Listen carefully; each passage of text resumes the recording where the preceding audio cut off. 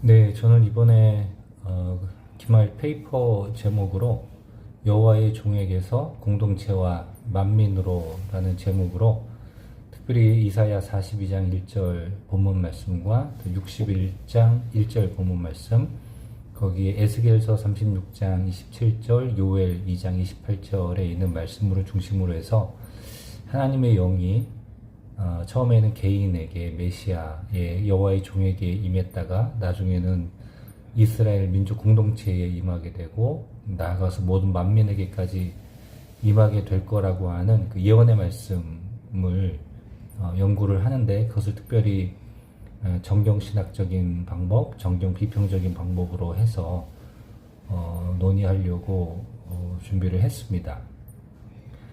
특별히 이제 구약에 보면 초기에는 하나님의 영이 특별한 지도자들, 사사나 왕에게 제한적으로 임재했던 것을 볼 수가 있습니다. 그런데 후기 예언서에 가면 하나님의 영이 어떤 특정 인물에만 머무르지 않고 나아가서 공동체, 또 모든 육체에까지 확대되는 모습을 볼 수가 있습니다.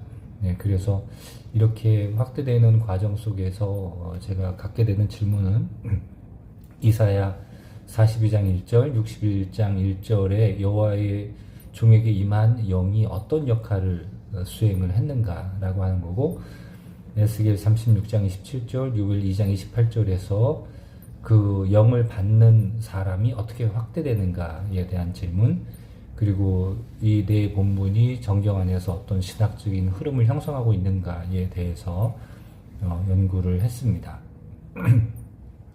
먼저 구약에 있는 성령론에 대해서 기존에 선행 연구들이 있었는데, 특별히 이사야서에 있는 여호와의 영에 대해서는 그 여호와의 영을 받는 수혜자가 누군가에 대한 연구에 집중되어 왔습니다. 그래서 그 기름받은 종의 정체가 무엇인가라고 연구가 되어지면서 특별히 이제 그 여호와의 영을 받는 수혜자가 메시아다, 또 그 메시아를 통한 구원에 대한 이야기에 집중되어져 왔습니다.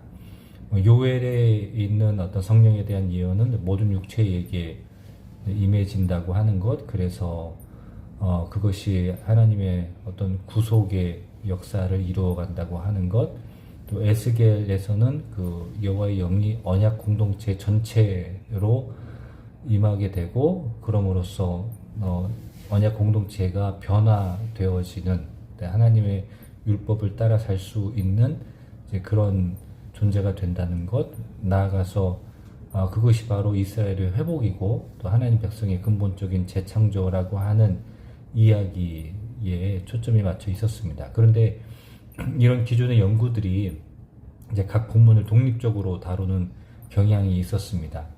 근데 저는 요 네 개의 본문을 이렇게 좀 연결을 시켜서 특별히 하나님의 영이 임하는 대상이 이제 점점점 확대되어진다, 그 확대됨을 통해서 또 하나님의 구속의 역사가 이루어진다라고 하는 초점으로 또 연구를 해보려고 합니다. 그래서 세 가지 방법으로 연구를 하는데, 첫 번째는 이제 본문 비평의 방법, 두 번째는 문학 비평적인 방법, 세 번째는 이제 정경 비평적인 방법을 통해서 진행하려고 합니다. 첫 번째, 이사야 42장 1절에 나타난 여호와의 종, 또 그 종에게 임한 영에 대한 본문을 보면 일단 맞서라 본문이나 또 70인역, 또 4의 사본, IQ, ISA를 보면 이 본문이 비교적 안정적으로 전송되었음을 확인할 수가 있고, 그리고 이 내용이 후대의 삽입이 아닌 초기부터 전승되어 온 그런 내용임을 알 수가 있습니다. 그리고 이제 문학적인 비평을 보면 이 본문에서 나타나는 여호와의 종의 사명이 열방에게 정의를 베푸는 것이다 라고 하는 것, 그래서 영이 수여되는 어떤 목적을 그렇게 나타내고 있습니다.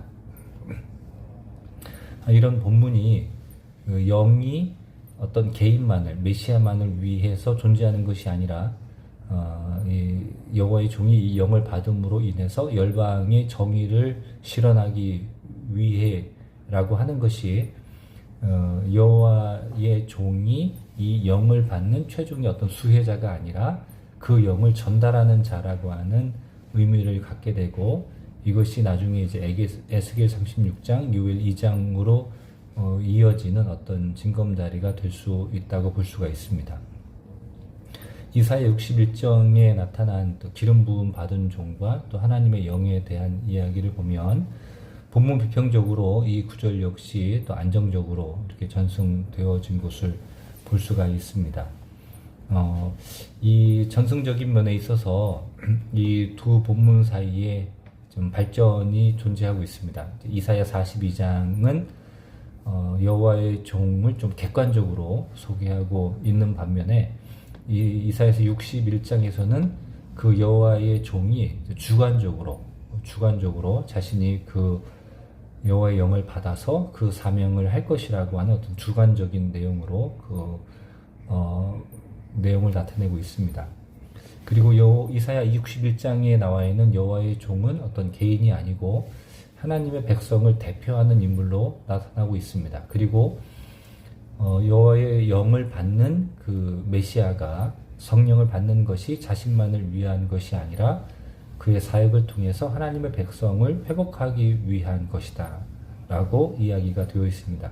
이사야 42장 1절의 말씀과 더불어서 이사야 61장의 1절의 말씀에서 여호와의 영을 받는 종 혹은 기름 부은 자가 그 영을 받는 목표를 생각해 볼 때 그 목표가 결국 그 하나님의 영을 하나님의 공동체에게 전달해서 그 공동체를 회복하는 데 목적이 있다고 하는 그런 내용들이 앞으로 이어질 에스겔 36장 27절, 요엘 2장 28절에 그 영이 점점점 확대되어져 가는 내용으로 알 수 있게 됩니다. 에스겔의 관심은 개인보다 공동체에 있었고, 그래서 하나님의 새로운 백성을 창조하고 그 공동체 안에 하나님의 영을 두는 데 있습니다.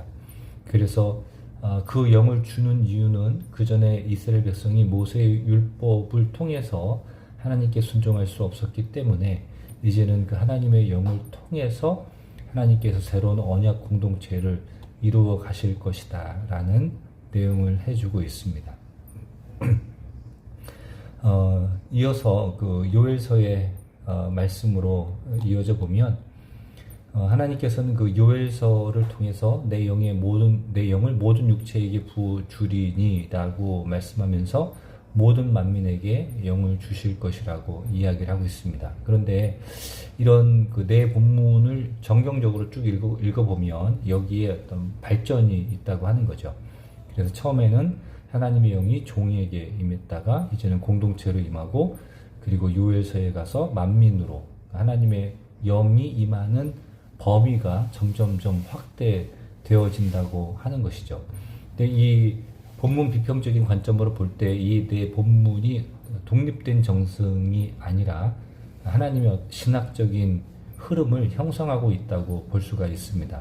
그래서 이사야일 경우에 이사야에 나타나는 종은 하나님의 나라의 구원을 시작하는 인물이고, 또 그 종의 사명이 자신에게 끝나기 않은 것이 아니라 그 종이 받은 영을 통해서 공동체를 회복하기 위해 있는 것이고, 그리고 에스겔서에는 그 영이 공동체 안에 임하게 될 것이라고 되어 있고, 나아가서 요엘서에서 그 영이 모든 육체에 부어질 것이라고 선언함으로써 하나님의 종은 하나님의 영을 최종적으로 받는 수혜자가 아니라 그 영을 전달하는 사람이고, 그 전달자로서 하나님의 영이 공동체와 만민에게 임하게 되고, 그러므로 통해서 하나님의 구속의 역사가 이루어진다고 하는 것이 어떤 정경신학적인 의미라고 할 수가 있습니다.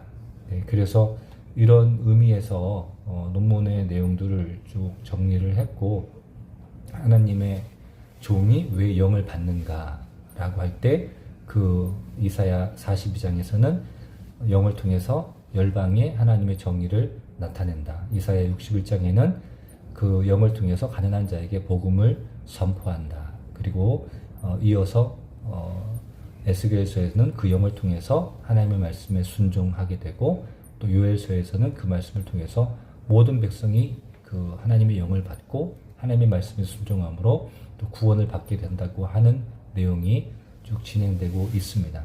이런 내용에 대해서 본문 비평적으로 또 문학 비평적으로 정경 비평적으로 쭉 해서 이 모든 것들이 하나님의 어떤 정경 비평적인 신학 안에서 이루어졌다고 하는 것, 여호와의 종, 하나님의 영이 여호와의 종의 또 새 언약 공동체에 만민에 임하게 함으로써 이것이 어떤 구속사적인 흐름을 정언하고 있다고 하는 내용으로 이번에 레포트를 준비하게 됐습니다. 네, 너무 좀 부족한데 하나님의 또 자비를 베풀어 주시면 감사하겠습니다. 네, 감사합니다. 한 학기 동안 가르쳐 주셔서 감사했습니다.